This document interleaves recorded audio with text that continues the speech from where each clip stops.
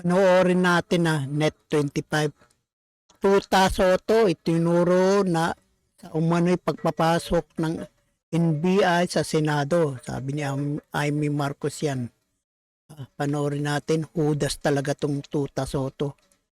Hayop talaga, kupal talaga. Soto itinuro sa umano'y pagpapapasok Yun. ng NBI Yung pala mastermind? sa Senado. Ikaw pala ang mastermind, Tuta Soto. Hayop kang kupal ka. Talaga naman. Ayon kay Senador Amy Marcos. Pakiulit mo nga. Pakiulit nga. Pakibaba mo ulit. Senador Tito Soto itinuro sa Itinuro. umano'y pagpapapasok daw po ng NBI sa Senado. Yan ang nagpapasok eh. Yan o, yan. Ganon? Oo. Sabi mismo ni Senadora Amy. Pakinggan natin. Yan ang mastermind eh. Jimboy Naman. Tihano. Yan ang mastermind niya. Hudas talaga. Tuta Soto, hudas talaga. Hayop talaga. Jimboy! Kasunod ng naging tensyon sa pagitan ng mga tauhan ng National Bureau of Investigation o NBI at ni Senador Ronald Bato de la Rosa sa Senado, kinwestiyon ni Senator Amy Marcos ang umano'y pagpasok ng mga NBI agents sa loob ng Senate compound. Pinangalanan ni Senator Amy si dating Senate President Tito Soto na umano'y nagbigay daan sa pagpasok at pananatili ng mga ahente sa Senado kasabay ng balitang may ICC warrant laban kay Bato. Ayon sa Senadora, ikinagulat ng ilang mambabatas ang presensya ng mga armadong NBI agents na umano'y nag-lockdown sa compound at nagsiyasat pa ng mga sasakyan habang hinihintay umano ang planong operasyon laban kay De La Rosa. Yan si Attorney Matibag na galing sa PDP. Ano man papel niyan dito? Anong ginagawa nila? Magsiserve ba sila ng arrest warrant? Meron ba silang court order? Ano bang ginagawa nila? Sila na ba ngayon? Yung Matibag na yan? Matibag? Bendalo rin, hawa na kay ombudsman na Boying yan hayop na. Hawa-hawa na, pati yung sila, yung Tukmul Brothers, sabi ni Pambansang Daddy Tukmul Brothers. Hayop na yun, tahimik sa maleta, kinurakot mga congressman na kontraktor, tahimik sila sa kurakot ng bangag na gobyerno. Kala ko ba para sila sa mahihirap sa mga kurakot. Hayop talaga itong mga tukmul talaga. Tukmul talaga. Tapos tatakbo pa ng presidente ang hayop na yan. Upal ka. Kapal mo. Tahimik ka sa kurakot. Tatakbo ka ng presidente. Ina mo. Ngayon, ang sheriff ng ICC, yan na ba ang papel na ginagampanan nila? Etong masaklap. Di nagkakagulo kami rito. Bakit yung NBI, pinaligiran kami? Tapos sasaktan yung mga kapwa senador. Ang akin ngayon, may nagbabalita dyan sa itaas, sa opisina ni Senate President Tito Soto, na sila ang nagpakain dyan sa mga NBI. Pinakain mga NBI. Hayop ka, hudas ka talaga. Tuta Soto ka talagang hayop ka. Upal ka. Pasok nila, pinakain nila, nagtambay sa opisina ng Senate President mismo kasama ng OSAA o di kaya yung security ng Senado. Kagulo kami sa Senado dahil hindi maintindihan kung bakit pinapasok yung mga NBI. Anong papel nila?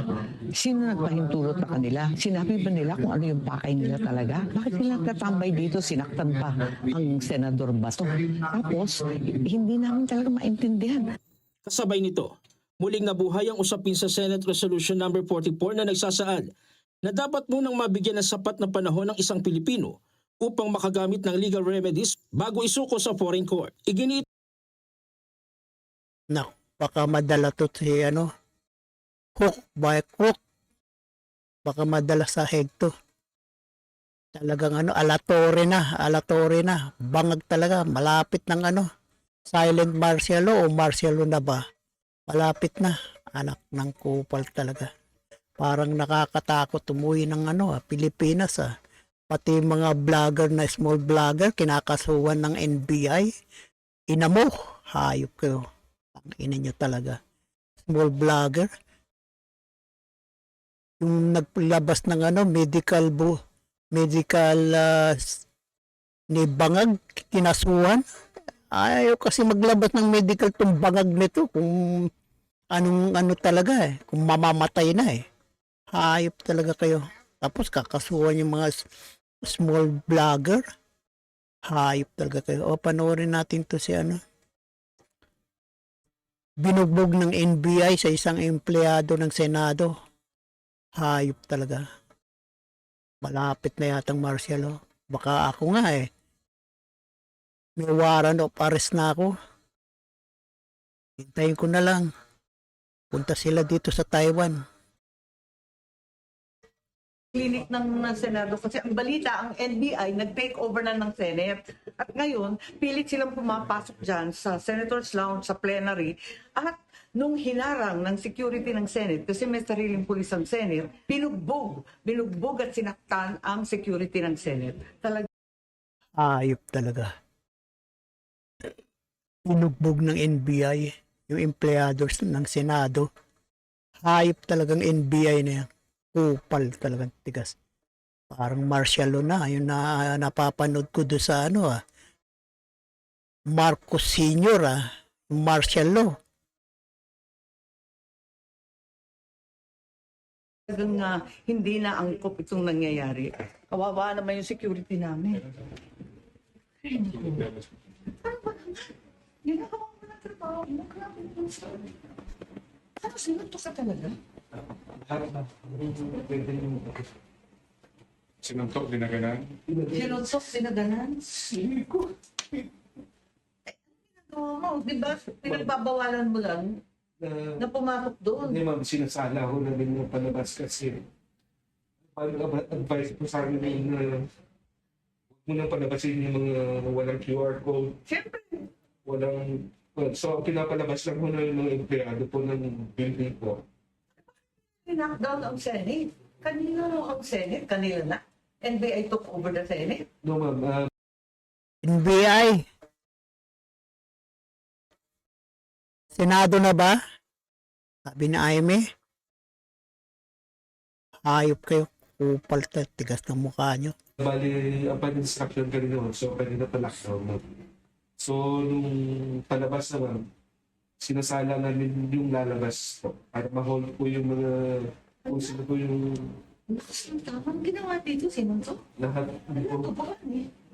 Pati dito, nag-black and blue ka na. Nag-black and blue ka na.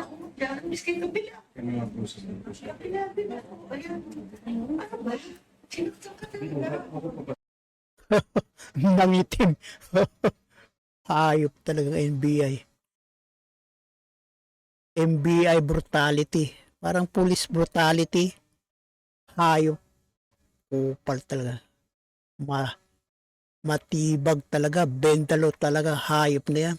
Palagay ko merong merong bibigyan ng mataas na posisyon. Parang kay Torre. Bendalo rin hayop na yung Torre na yan. Si Diwata. ng pick-up namin. Binuhat po din ako. Hanggang sa pick-up nila? Saan ka dadalhin? Hindi po din alam.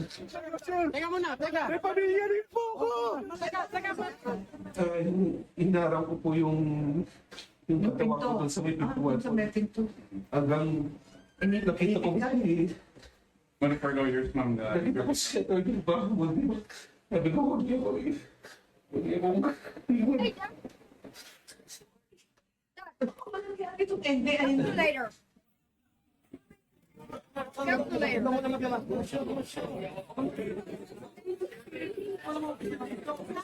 just to do that. Also, you're taking down the antibody, sorry. Yeah, so, ikaw pa rin po ang So, na-ready naman namin yung plan ko yan. tinutulong ng CCTV yung kung saan po. Hindi, pero maliban doon, yung sakit mo, yung tama ito, hindi naman tama yun na nakakaligtas sila na. Commotion na po dun sa lobby namin. Tinula ko pa pabalibag po dun sa may roll after. Then, after nun naman, pilit-pilit binabali yung restore kaya namin. Kaya, sana po, garas ka dyan eh. Pilit-pilit tinitwist mo para mapusasan to. Pero, doon po ito pati may glasses na natanggal. So, buti na lang ito nakakawak ako dun sa railings ko nung tatay sa may roll up. Baka. Nung hindi ko, nawalan na po ako ng balance po. Pumalo na po ako dun sa may hagdanan. Sinakay ka sa, may sakay ka sa loob. Isakay po nila ako sa sasakyan. Itandang niya yung katawan sa pinto. So, ito po yung pintuan nung nakadalon na po yung kamay, yung paa ko sa swing ng may isa. Buti na lang nakatakas po ako kasi iba na naman nagsalita yung driver ko eh. Minumura na ako tapos lahat ng pwede niyang gawin sa akin, pwede niyang gawin sa loob eh. Buti na lang yung passenger. Hindi, ay patagabi yan. Kapag yan. Medyo kami. Pero nakaalis daw. Nakatakas daw yung mga NBI na so-called, na agent. Dinadala na. Pero ma-identify. Parang ano yung pulis patola, ngayon naman NBI patola na rin pala. Nahawa na sa mga pulis patola. Hayop talagang matibag talaga. Pendalo talaga. Yan, magsama-sama sila nila Tukmol, sabi ni Pambansang Daddy. Yan, mga mahihilig sa mga walang due process, yung mga bendalo to. Pasimuno yan, mga Tukmol brother na yung hayop na yan. Tukmol talaga. Sabi ni Pambansang Daddy. Hayop, bendalo. Nahawa na si Matibag. Hayop talaga. Upal talaga. Parang nakakatakot umuwi ng Pilipinas. Baka pagdating sa airport, biglang may warrant of arrest na ako. Nakamonitor na pala ako. Yak, nakakatakot.